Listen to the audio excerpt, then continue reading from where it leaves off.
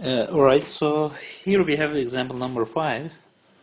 For this system which is given for us, we want to draw the root locus, both positive locus and negative locus. GC is again equal to KP and GP is equal to s plus 2 divided by s squared plus 2s plus 2. So looking here, we can say that we have n equal to 2, which means that we have two poles, and it means that we will have two branches for positive locus and two branches for negative locus. On the other hand, m is equal to 1 because we have 1, 0, and n minus m is equal to 2 minus 1, which is 1, which means that we will have one asymptote, for which we need to determine the angle and also the place on the real axis in which it coincides with the real axis, yeah, the asymptote. Okay, so I will draw both the negative locus and positive locus here in this page. And to start the process, let's see what is the open loop position of the poles and zeros of the system. Yeah? So here we can say that by setting s plus 2 equal to 0, we will get the 1 at minus 2. And the poles of the system, in order to obtain the poles of the system, we need to set s2 plus 2s plus 2 equal to 0, which will give us p1 and 2. After solving them, you will get minus 1 plus minus j.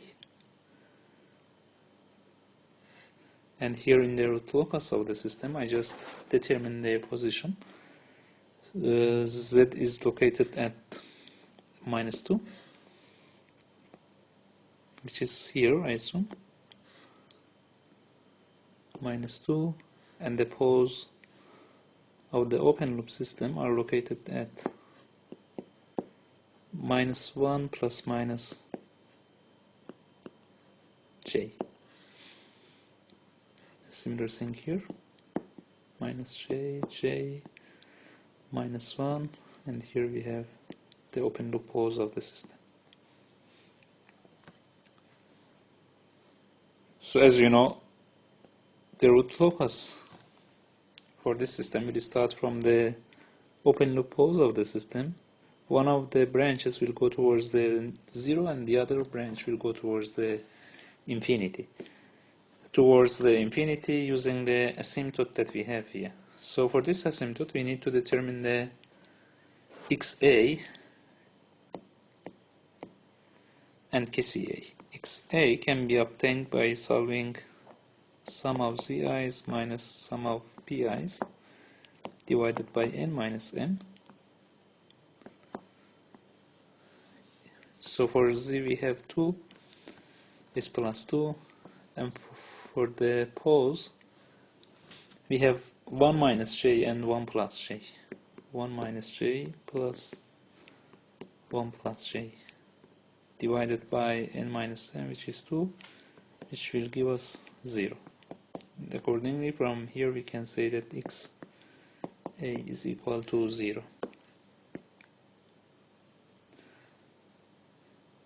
We also need to determine the angle of the asymptote. I start to write it here. So it is r times kca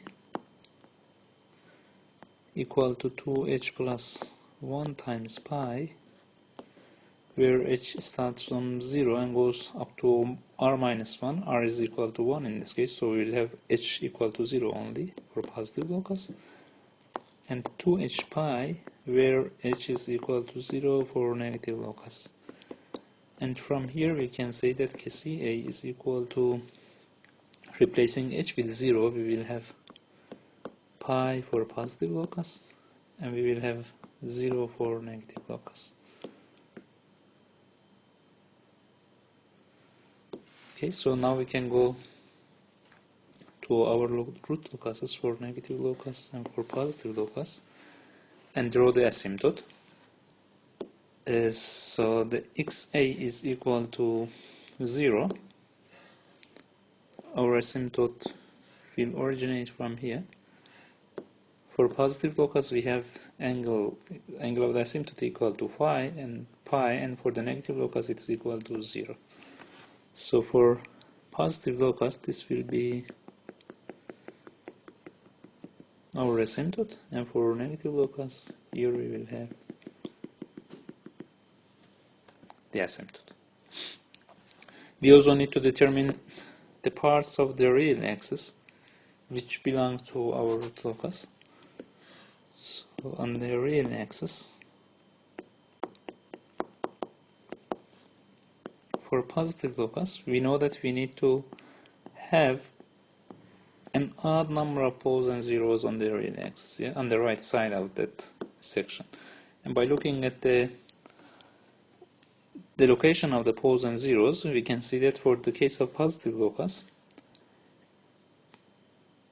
looking at the region from -2 till plus infinity, we will have always 2 or 0 number of poles and zeros, yeah, which is an even number. So in the case of positive locus, we will have the section of real axis from -infinity to -2 belonging to it, and for the case of negative locus, we will have from the section from -2 till plus infinity belonging to the negative locus. So it's from -infinity to -2, and in the case of negative locus, it is from -2 till plus infinity.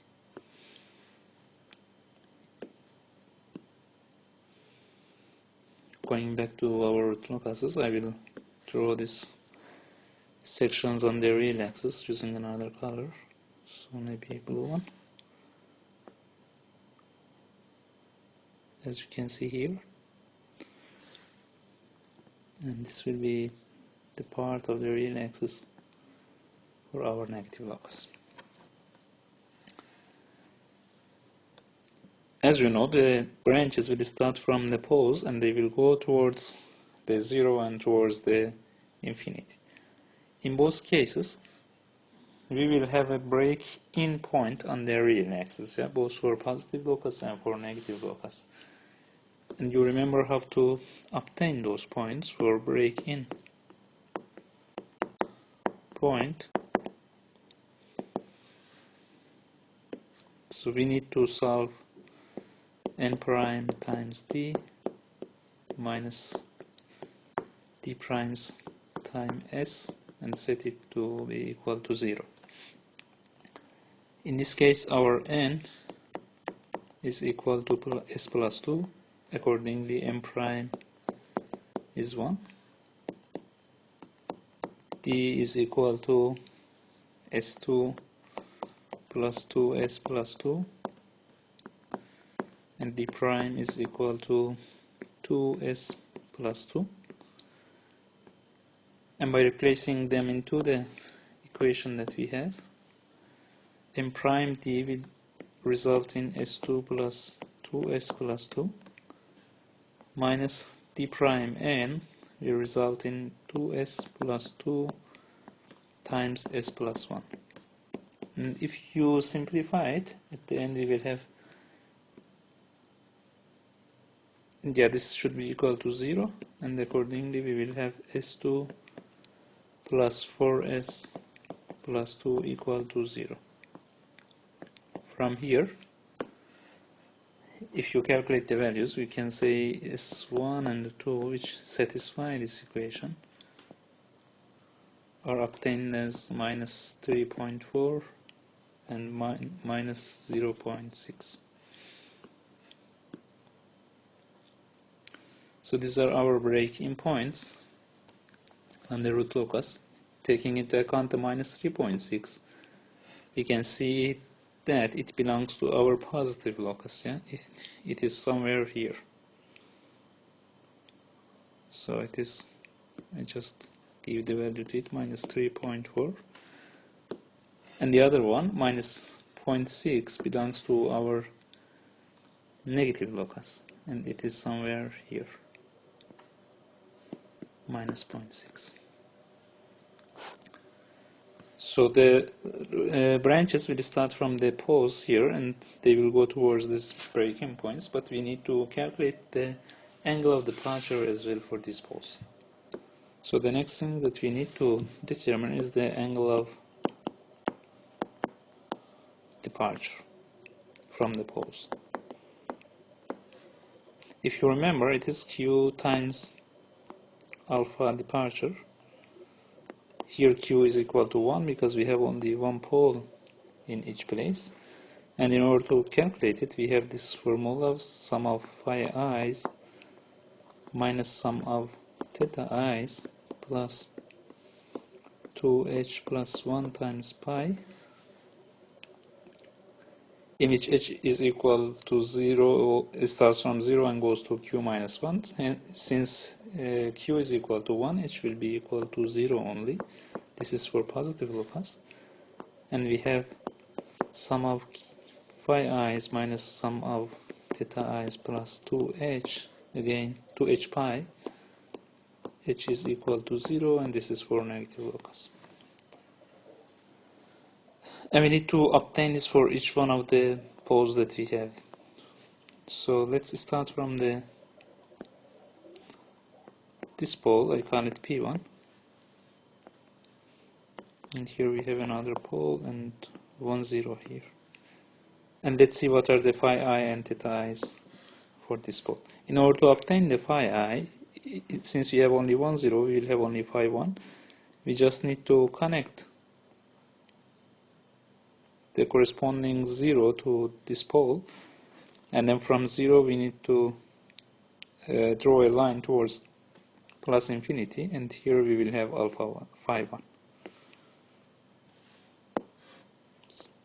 It's not.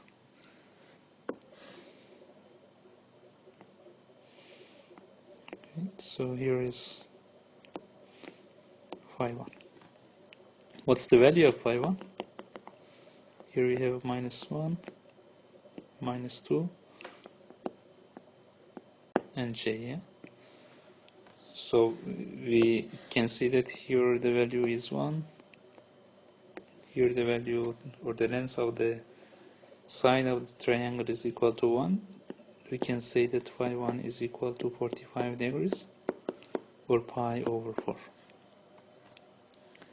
We have one more pole here, as you can see here, pi P2, and the angle between this pole and the pole that we are considering can be obtained by connecting the poles to each other and then drawing a horizontal line from this pole towards plus infinity, and this will give us theta 1. And it's obvious that theta 1 is equal to 90 degrees or pi over 2. By replacing these values in the equation that we have, we will get alpha departure equal to pi over 4 minus pi over 2 plus pi for positive locus, and pi over 4 minus pi over 2 plus 0 for negative locus. And finally we will have alpha departure equal to pi over 4 minus pi over 2 plus pi will result in 3 pi over 4, 3 pi over 4 for positive locus, and for the negative locus we will have minus pi over 4. So this is the departure angle for pole number 1, P1. We can do the same thing for P2. So again, in order to obtain the departure angle for P2, I just draw the poles and zeros here again. Here we have P1,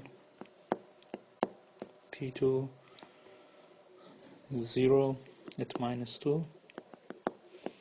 Here is minus 1, j, and minus j. Now in order to obtain phi 1 and theta 1,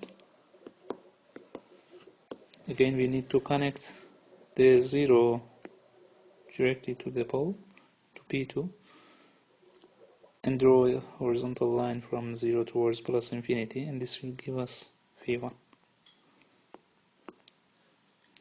And if I connect the pole P1 to P2 and draw a horizontal line from P1 towards infinity, here we will have theta 1.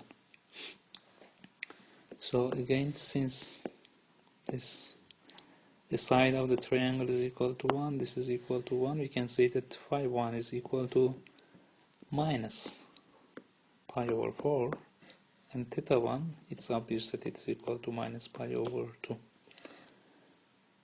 And accordingly, alpha departure for P2 will be equal to, using the formulation that we have, it will be equal to minus pi over 4 minus pi over 2 plus pi for positive locus. I just replaced h with 0, and minus pi over 4 minus pi over 2 for negative locus. And accordingly, alpha departure for P2 will be obtained as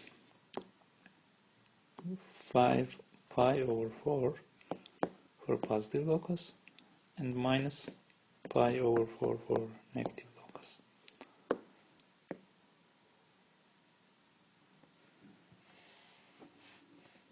Okay, so now we can go back to the drawing of the root locus that we have here. So here we have P1, P2. Same here, P1 and P2. I will use blue color to draw the root locus. From P1, for the case of positive locus, we will have the branch. Here we will have the branch starting or departing the pole with the angle of 3 pi over 4, as you can see here. So 3 pi over 4 is this angle here. So the branch will start from there and it will end up at the breaking point. And for P2, if you check it, it is equal to the departure angle for P2. In the case of positive locus, it's 5 pi over 4. And it will be this angle here. Then when they arrive on the real axis here, one of them will go towards 0 and the other one will go towards minus infinity.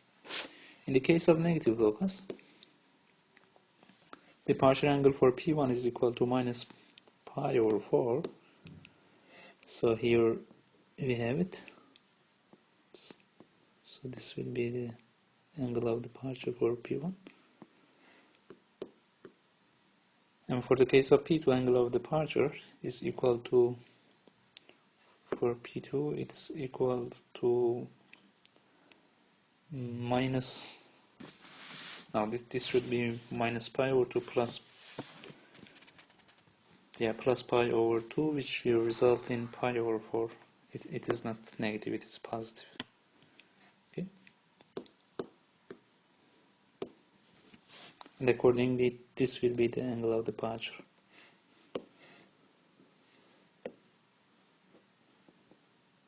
Yeah. So these branches will meet on the real axis right at the breaking point. Then one of them will go towards the 0 at minus 2 and the other one will go towards plus infinity.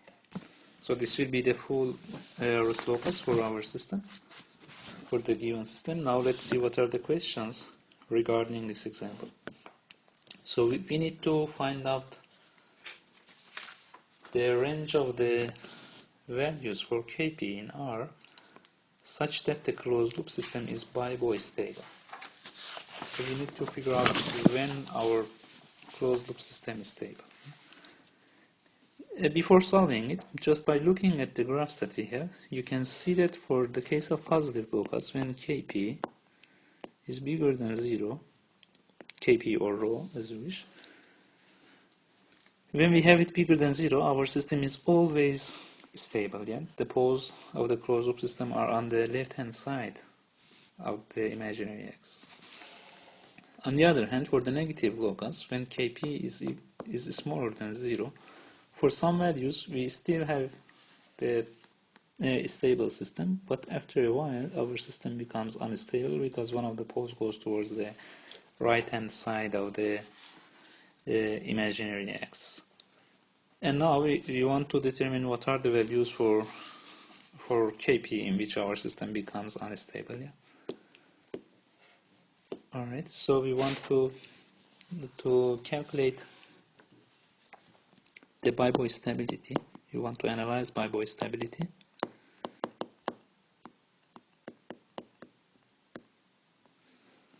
And we can do this by forming the characteristics equation of the system and then using the Ross table as usual. So we have ds plus rho times ns equal to 0, for which we will have s2 plus 2s plus 2 plus rho times s plus 2 equal to 0. And if we rewrite it, we will have s2 plus 2 plus rho times s plus 2 plus 2 rho equal to 0. And if you form the Ross table for it, having s2, s1, s0 here, we will have 1, 2 plus 2 rho, 2 plus rho here, nothing here actually, or 0 you can put, and 2 plus 2 rho as the last element. I hope you remember how to fill the Ross table. And then we know that in order to have our system biboy stable, all the elements in the first column, all these elements should be positive. So we have 2 plus rho bigger than 0, or accordingly rho bigger than minus 2. And we also have 2 plus 2 rho bigger than 0, which means that rho should be bigger than minus 1. And having these conditions at the same time, we just conclude that rho should be bigger than minus 1 to have our system biboy stable. And let's see what's the next question. So, for which values of Kp is it possible to approximate Ts as a first order system? So let's have a look at the root locuses that we have. So as you can see here, as the value of k increases in the case of positive locus, as the value of k goes towards infinity, one of the branches or the poles of the closed loop system goes towards the 0 here. Yeah?